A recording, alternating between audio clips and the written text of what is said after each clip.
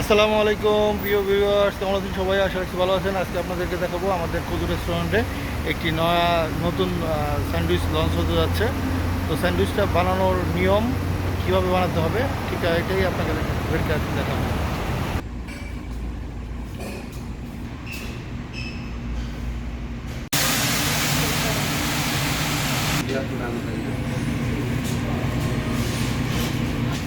Sauce, smoky sauce 56 grams. Okay, 56. Mozzarella, we will use 40 grams. Onion and green pepper caramelized, 60 grams. And one order of chili beans. 250. 250, okay? Sauce,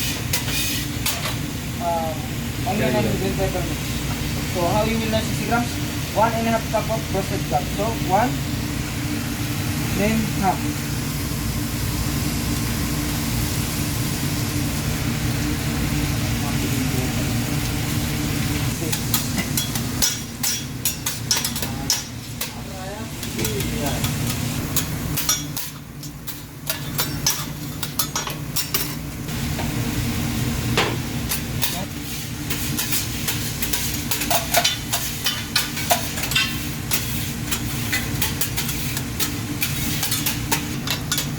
How many grams?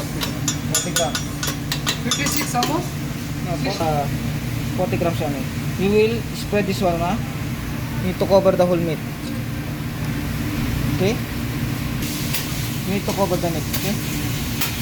So while this one is melting, you need to garnish the meat. You will open the bread. Then first, how you put the sauce? How many grams is it? 56 grams. First, you will make oval. Then, one line in the middle. Same down. Okay?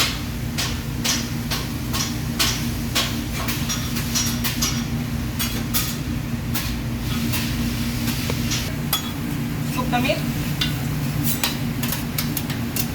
Then, cheese should be on the crown side. So, be like this. Then you put the meat.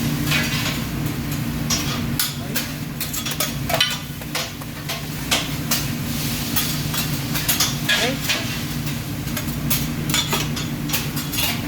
Then take the bread.